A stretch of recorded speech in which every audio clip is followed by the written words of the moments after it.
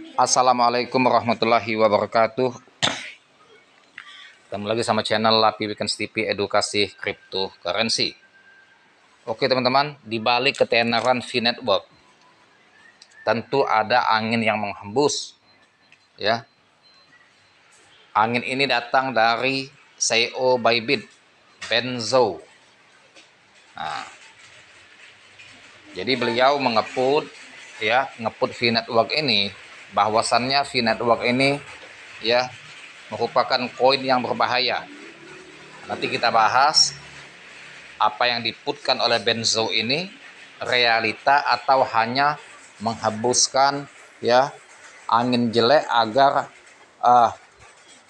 para pioner itu goyah sehingga ya panik menjual koinnya. Nah, ini bisa saja sebagai strategi teman-teman untuk merebut harga di bawah. Jadi kalau jutaan pioner itu goyah dan merebut menjual koinnya secara massal dengan hasil put-putan para toko CEO Bybit ini, dan bisa saja akan mempengaruhi harga semakin turun. Nah, dan mereka bisa menggunakan strategi untuk serok di harga bawah. Ini hujan teman-teman ya. Jadi hujan, suara hujan ini agak begitu mengganggu untuk rekam suara ya. Nah ini teman-teman ya, kalau saya amati faktor dari penurunan harga V-Network itu bukan karena hasil putan CEO Ben Zhou.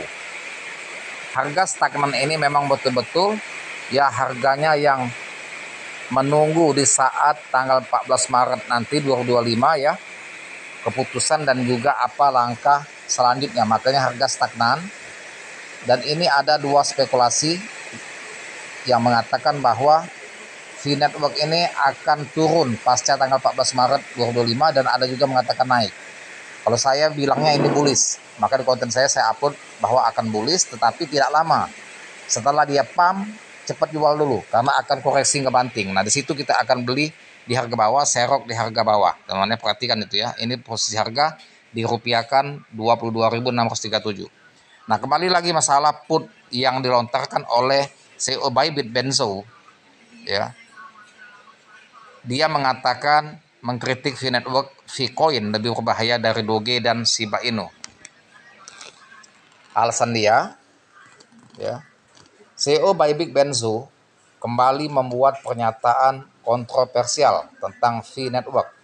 Menurutnya V-Network ini memiliki risiko yang lebih besar dan lebih berbahaya daripada koin meme seperti Doge dan Shiba Inu. Zhou mengkritik kurangnya transparansi dan janji-janji yang tidak terpenuhi oleh proyek ini. Jadi dia mengatakan V-Network ini ya, ownernya selalu obrol janji tapi tidak pernah menepati janji. Nah, salah satunya mungkin di saat mau KYC dan juga migrasi mainnet itu sudah 3 kali ditunda ya. Mungkin itu salah satu dianggap tidak tepat janji, tidak transparan. Yaitu kita nggak tahu, itu kan masalah internal ownernya ya, owner V-Network ya. Biasa kalau soal tunda menunda yang jelas dilaksanakan dan dilakukan, ditepati janjinya ya. Kalau ditunda itu biasa kalau menurut saya ya. Alasan mengapa V-Network dianggap berbahaya: satu, target pengguna yang tidak berpengalaman. V-Network ya menarik pengguna yang tidak memiliki pengetahuan mendalam tentang cryptocurrency. Ini meningkatnya risiko terjebak dalam proyek yang tidak jelas. Jadi dianggapnya V-Network ini mengadali para pioner. Jadi mentang-mentang V-Network ini katanya dokter mungkin ya, orang pintar semua yang mendirikan V-Network ini. Lantas dengan teknik gratisan yang dilakukan mining selama ini dari 2019 yang dilakukan, dianggapnya orang-orang yang minim pengetahuan tentang kripto yang mengikuti mining dan juga yang membeli atau menghold atau menginvestkan sebagai investor ke koin V-Network. Itu anggapan salah satunya menurut Ben Zhou ya, si CEO Bybit ini. Jadi katanya satu, target pengguna yang tidak berpengalaman. Jadi anggap tidak berpengalaman, kita yang tidak berpengalaman. V-Network menarik pengguna yang tidak memiliki pengetahuan mendalam tentang cryptocurrency. Jadi anggapnya minim ilmu pengetahuan tentang kripto, tidak ada pengalaman. Ini meningkatkan risiko terjebak dalam proyek yang tidak jelas. Nah, jadi dianggapnya proyek tidak jelas ini akan menjebak orang-orang yang seperti kita yang tidak berpengalaman. Itu menurut versi dia ya. Dianggapnya alasannya mengapa V-Network itu dianggap berbahaya. Dan yang kedua, janji yang tidak realistis. Proyek ini menjanjikan keuntungan besar dengan memencet tombol, tetapi tidak menjelaskan bagaimana keuntungan dihasilkan. Nah, jadi maksudnya janjinya tidak realistis, tidak jelas. Ya, jadi proyek ini memberikan janji keuntungan besar dengan memencet tombol, melakukan mining ya tiap hari, tetapi tidak menjelaskan berapa keuntungannya. Nah, itu kan masih proses kalau menurut saya teman-teman ya. Kita tidak bisa mengatakan pasti sekian miliar, sekian puluh juta, sekian ratus juta, itu tidak bisa kita mengatakan seperti itu. Namanya gratis ya, nama mining ya. Yang ketiga, kurangnya transparansi tim di balik V-Network tidak terlihat jelas dan tidak ada komunikasi terbuka dengan komunitas. Jadi dianggap kurang transparan. Tim di balik V-Network ini tidak terlihat jelas siapa-siapa timnya dan tidak ada komunikasi terbuka. Maksudnya tidak ada pembicaraan terbuka dengan komunitas atau pioner-pioner V-Network. Itu menurut dia ketiga alasan mengapa V-Network dianggap berbahaya. Itu alasan menurut versi ya Benzo, bukan dalam arti benar teman-teman ya, itu pendapat dia. Jadi kita anggap kalau kita pioner, kita anggap itu puder, anggap saja angin lalu, jangan kita sampai goyah.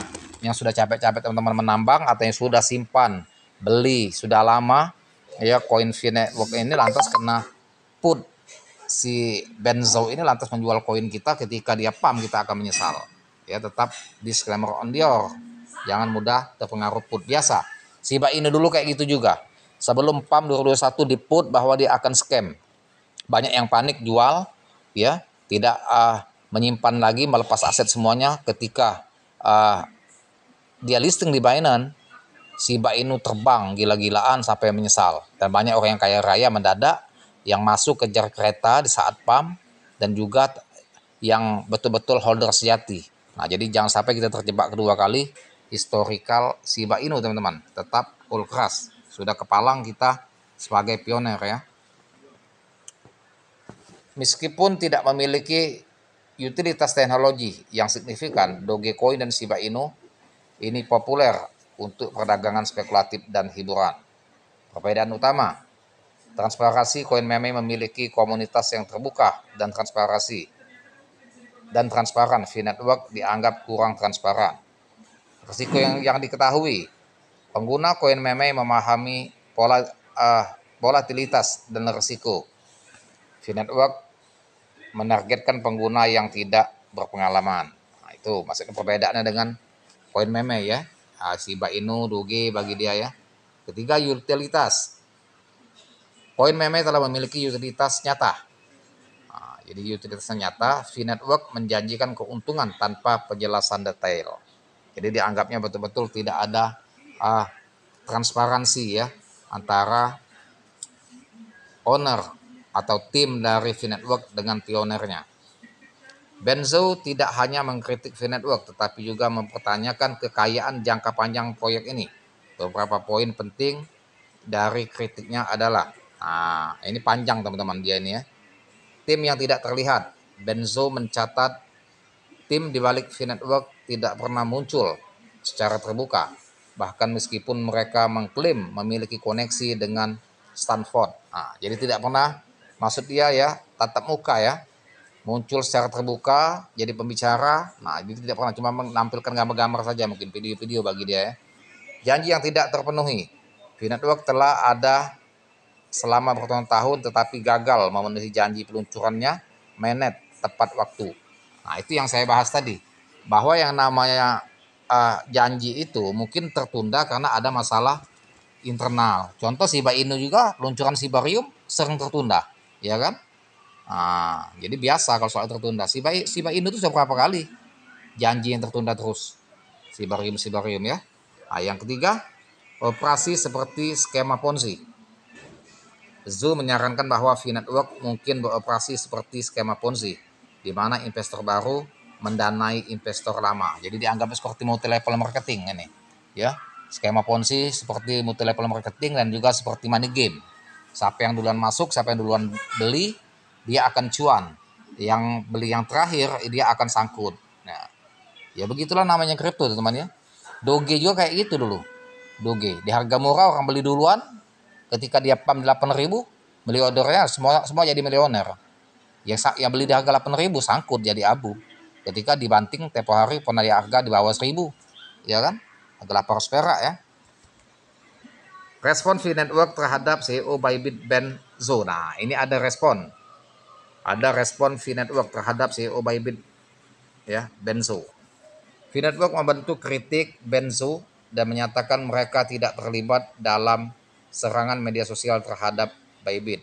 Nah, jadi V-Network membantah kritik Benzo dan menyatakan mereka tidak terlibat dalam serangan media sosial terhadap Bybit. Itu saja ya, jadi yang dibantah oleh pihak tim ini, respon dari V-Network terhadap pernyataan CEO Bybit Benzo. Dia V-Network membantah ya kritikan Benzo itu, jadi dia membela diri ya dan menyatakan mereka tidak terlibat dalam serangan media sosial terhadap Bybit, dan dia tidak membalas serangan atau kata-kata di medsos untuk menyerang balik kritikan kepada Benzo ya. Dia tidak menyerang balik media sosial terhadap Bybit, jadi tidak ada dalam serangan media. Jadi V-Network membantah kritik Benzo, dia membantah saja, cukup membantah tapi tidak menyerang. Nah, itu bagus, itu bijaksana, menunjukkan para tim V-Network itu bijaksana dan lapang dada ya, tidak suuzon terhadap apa yang dilontarkan oleh Benzo dan tidak juga mempunyai sifat dendam. Nah, tetap disclaimer on dia, keputusan hanya di ada kita analisa lagi. Yang jadi pioner tetap cool keras sesuai dengan pendirian, jangan terpengaruh dengan put ya. Terima kasih. Jangan lupa dibantu subscribe channel saya, like serta komen, dan semoga kita cuan para pioner V-Network. Dan saya akhir dengan assalamualaikum warahmatullahi wabarakatuh.